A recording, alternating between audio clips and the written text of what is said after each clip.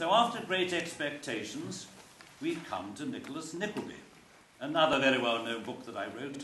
I'm sure you've all read it. Law. What are parents for? It's a wonder that children manage to survive them. And it's a vacuum that can be easily filled by unscrupulous men and women, especially if the parents are negligent, incompetent, or dead and gone. Do the boys hall, ladies and gentlemen? I'm sure you feel the cold chill of Yorkshire in the name.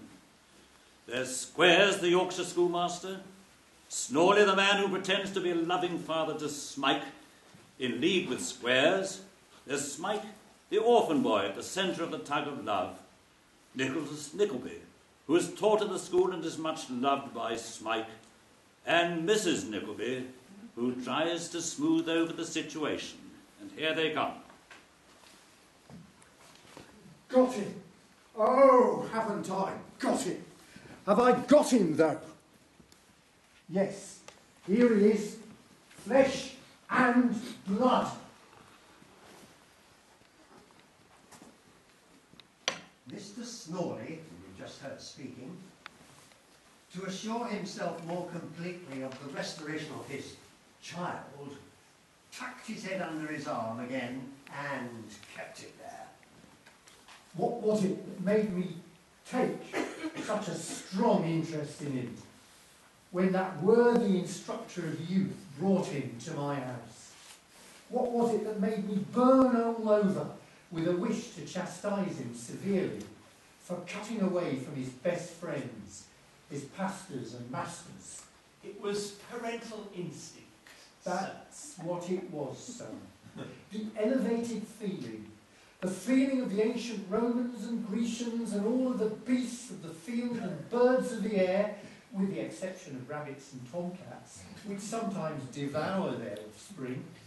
My heart yearned towards him. I don't know what I could have done to him in the anger of a father. It only shows what nature is, sir. She's a rum in his nature.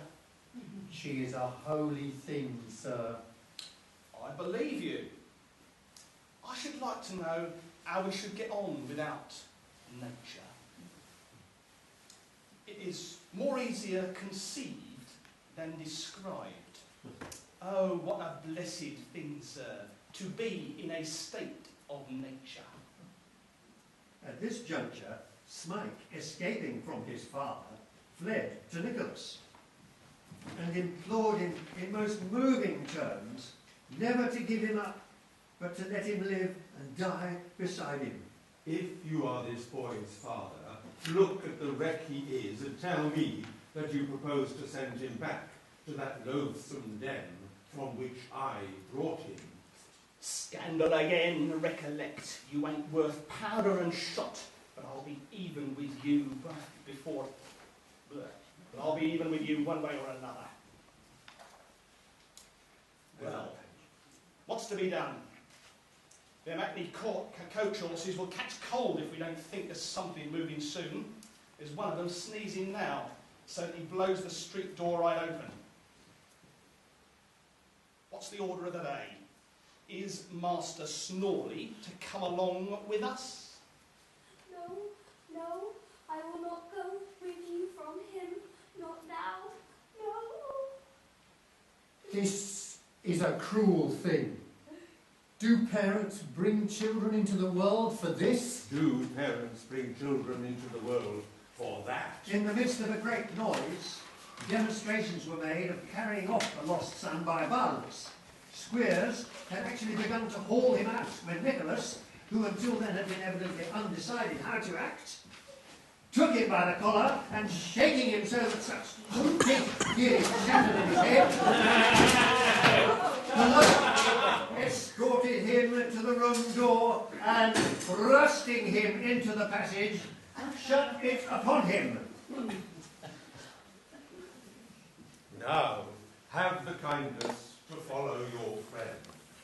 I want my son. Your son chooses for himself. He chooses to remain here, and he shall. You won't give him up? I would not give him up against his will to be the victim of such brutality as that to which you would consign him if he were a dog or a rat. Knock that Nickleby down with a candlestick. And somebody bring out my hat, will you, unless he wants to steal it? I'm very sorry indeed. I'm very sorry indeed for all this. I really don't know what would be the best thing to do, and that's the truth. Nicholas ought to be the best judge, and I'm sure he is. Of course, it is a hard thing to have to keep other people's children, though young Mr. Snorley is certainly as useful and willing as it's possible for anybody to be. But if it could be settled in any sort of friendly manner, if old Mr. Snorley, for instance, would settle to pay something, just a fair arrangement for board and lodging was to come to, so that we could undertake to have fish twice a week, and a pudding twice, and a dumpling or two would be very nice, or something of that sort. I do think that it might be very satisfactory and pleasant for all parties. You, sir, are an unnatural, ungrateful, unlovable boy. You won't let me love you when I want to. Won't you come home? Won't you?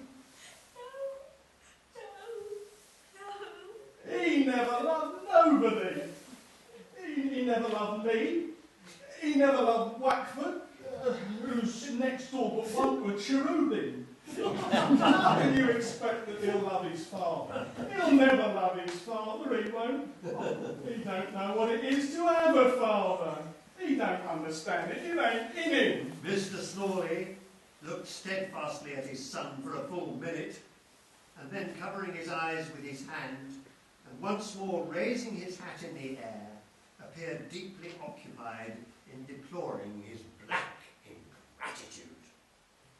Then drawing his arm across his eyes, he picked up Mr. Square's hat, and taking it under one arm and his own under the other, walked slowly